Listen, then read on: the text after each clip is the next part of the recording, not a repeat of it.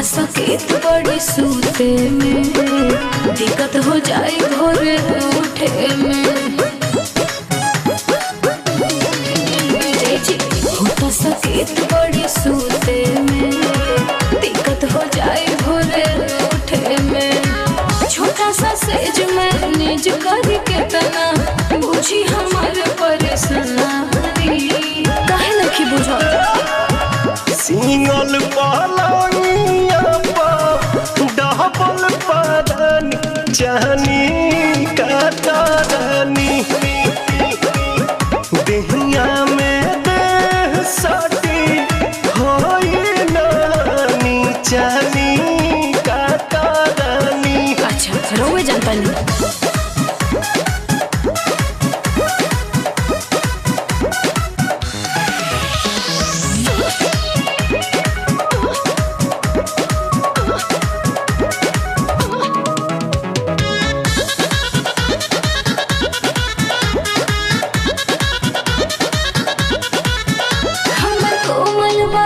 सुखवारी जनी करी भल हम बरियारी, भले भुइए बिछौना बिछाई, अगुता के न कमवा बिगाड़ी। जनवा मारे करी कजरवा गोरी पजरवा सटहना, आजू के रतिया हमारा छतिया से तू दूर हटना।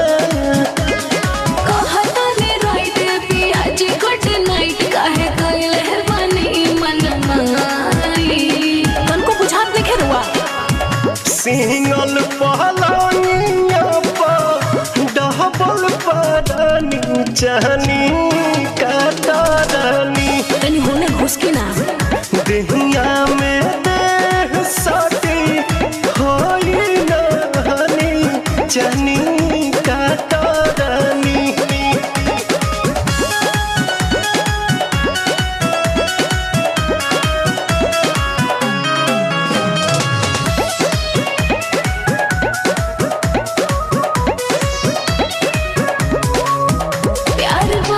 बहुत से ज्यादा सब बुझिले रहौरी राधा, जनी पिया पवन बदलाई कमुआए के छोड़ब दादा।